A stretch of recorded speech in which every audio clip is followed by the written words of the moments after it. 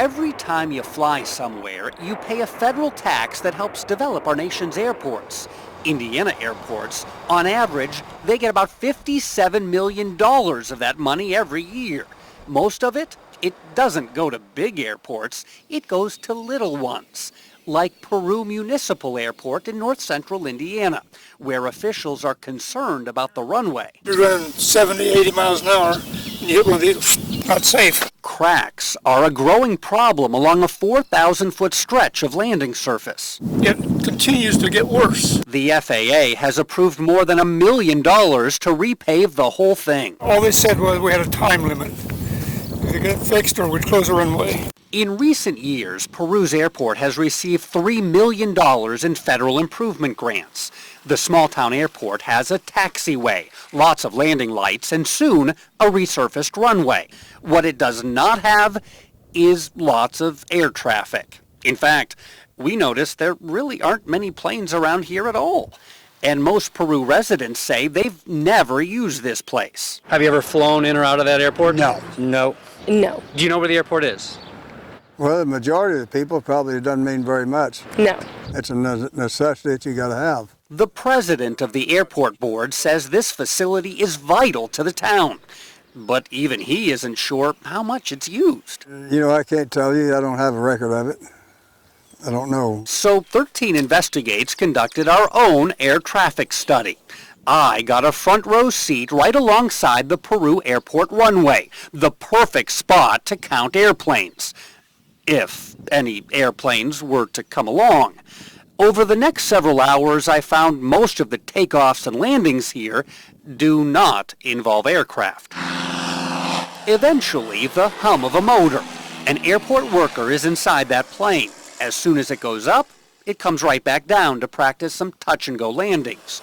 An hour later, a pilot takes off for Greenwood to pick up family, and a retired mechanic passes some time with this light sport aircraft, taking that up for a quick flight too. This is more or less for recreational purposes.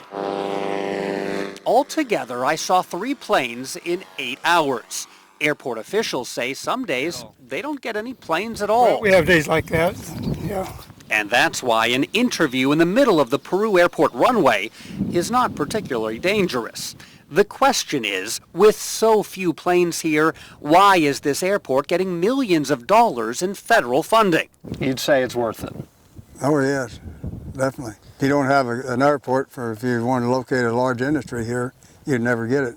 The city's mayor agrees. If we can land that one corporation because they have access to that airport, it has a value. Have we landed anything recently? The answer to that would be no. And for corporations that want access to Peru, there's a much bigger airport just a few miles away. Private planes can fly into Grissom Air Force Base from 7 in the morning until 11 at night. It's the longest runway in the state of Indiana, but it's as congested as somebody's backyard grass strip. Peru is just 7 miles away from Grissom, and airports in Wabash, Converse, Kokomo, Logansport, Rochester, and Marion, those are all less than 30 miles away. In case you're wondering, most of those airports just got their runways fixed too, thanks to another $12 million in FAA funding. We know we need to make some changes. Do we need to consolidate here? Is this airfield needed? Those questions that you are asking, they're legitimate questions. What is not up for question is whether Peru should fix this runway. It really can't afford not to. The FAA is picking up 95% of the cost. And when the FAA says fix something, the city has to fix it. It's a deal Peru agreed to when it took other grants in the past. If these cracks don't get repaired, or if this airport gets closed, the city would have to repay the federal government millions of dollars. We're locked in. Kind of stuck in maintaining that airport. Once you accept those grants, you have to maintain it to FAA standards. It's good news for pilots who now have lots of smooth runways to choose from. Whether it's good news for taxpayers, that's still up in the air. State records show traffic at Peru's airport is down 65% in the past 12 years.